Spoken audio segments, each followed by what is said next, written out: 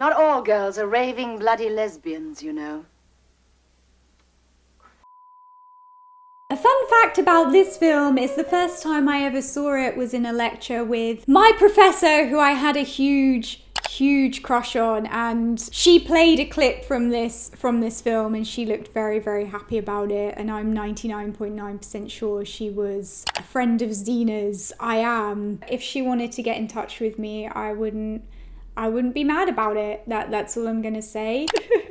I'm still sprung, you know? And I was very heartbreakingly in love with her. I was, but that's for another video. Yeah. Hi guys, welcome to a video, and in today's video I'm just going to be reviewing the 1968 film The Killing of Sister George. If you're not familiar with this film, The Killing of Sister George is about an actress, June Buckridge, who portrays the popular character Sister George in a British soap opera. June spends her time drinking and hanging out with her younger lover Alice, but everything comes crashing down when a television executive decides to write Sister George off the show, and June's behaviour and insecurity drives Alice away. The film is also based on the 1964 play by Frank Marcus, and as a fun fact, the lesbian themes in the film are much more explicit than they are in the play. So nice. Okay, so this film is very bizarre, but I do find it very interesting, and I think there's a lot to discuss where this film is concerned, especially within a historical context, because we're looking at lesbianism in Britain through a 1960s lens. And I feel like this film offers both positive and negative representation for lesbians.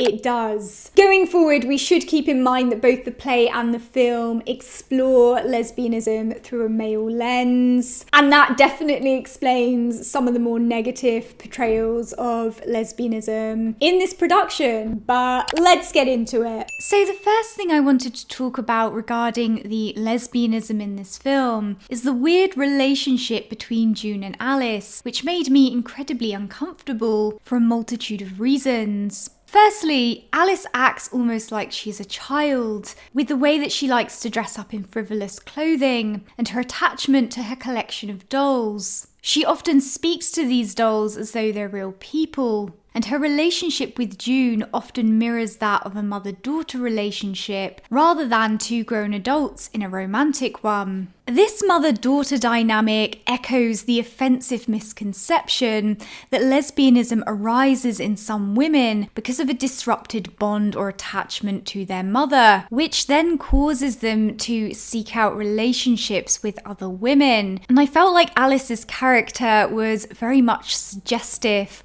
of that. Secondly, June is very abusive towards Alice, with the way she talks down to her, the way she raises her voice, and at one point she asks Alice to get down on her knees and eat the butt of her cigar, which on top of Alice's child-esque behaviour was incredibly uncomfortable to watch. And at times it felt like these moments had an almost pornographic sheen to them, very much embodied the male gaze. The other disturbing portrayal of lesbianism in this film comes from the love scene between Mrs. Crook and Alice. Firstly, the music in this scene is similar to that in horror films, which is often used to indicate to the audience that something awful is about to happen. So you have that same feeling when you're watching this scene unfold. I also feel like this scene reads as a sexual assault in some ways, because Alice removes Mrs. Crook's hand more than once, and Mrs. Crook persists again and again until she gets what she wants. So the consent aspect is questionable. And all of this is happening with Alice lying very passively in bed next to her dolls, which makes it even more disturbing. And again, the lesbianism in this scene evokes negative stereotypes about homosexuality being predatory and wrong. However, despite all of that, there are also some positive lesbian aspects in this film. For example,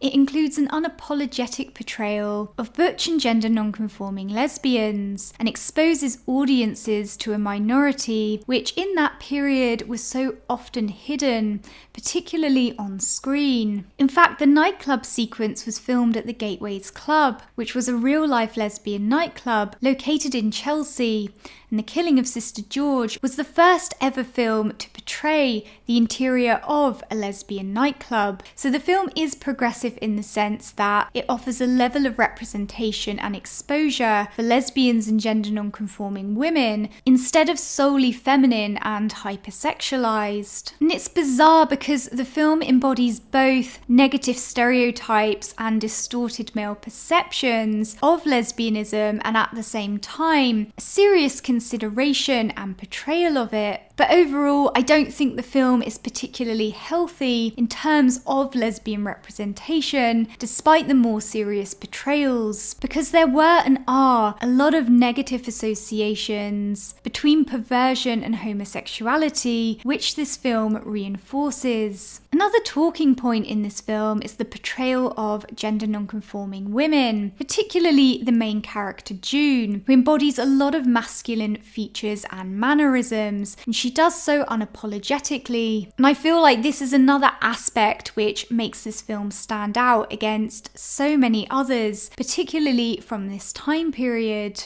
What's really radical about The Killing of Sister George is it rejects gender conformity, and it also places its focus on older women. Both of these factors were and are rare to see in cinema. Older women are often rendered invisible or limited to the kind of roles they get after a certain age. So for this film to create such a messy, fleshed out, funny, masculine older female character is definitely one of its more positive traits. It feels fresh, even in the current day, which says something about how we still have such a lack of older women shown on screen in this way. And I love the comparisons that were made between June and her character Sister George all throughout the film, and the contrast that provided between the expectations and the reality of this older woman. So that's another area in which this film is progressive. Deconstruction of gender and sexuality portrayals aside, The Killing of Sister George is a very entertaining film. The humour is quintessentially British, and if nothing else, it certainly challenges the status quo. Beryl Reid really carries this film and gives an amazing performance in every single scene. In fact, there's not one scene where you're not engaged with her acting. And the amount of energy that would have been required for this role is huge, and it's impressive that she was consistently able to deliver at 100% all throughout. Reid also has fantastic comedic timing, and really she's a huge reason as to why this film stands out against so many others from that period as well as today. Overall, The Killing of Sister George is a brazen and bizarre piece of work. So yes, this film isn't really my cup of tea, but I definitely appreciate it within a historical context, and I find it really interesting. It offers a valuable insight into lesbianism in 1960s Britain, even if it is somewhat distorted in places. So there you go. Okay guys, if you've seen The Killing of Sister George, let me know what you thought of it down in the comments section below. If you're a lesbian, if you're a woman who likes lesbian history, come and join the Suffolk Underground Club. Just come and join it. It's home for the homosexual, okay? That feels like something Phyllis Schlafly would say. And oh my God, remember when Cate Blanchett played her? That was, it made me question everything. Don't forget to subscribe for instant disappointment, and I'll see you guys soon.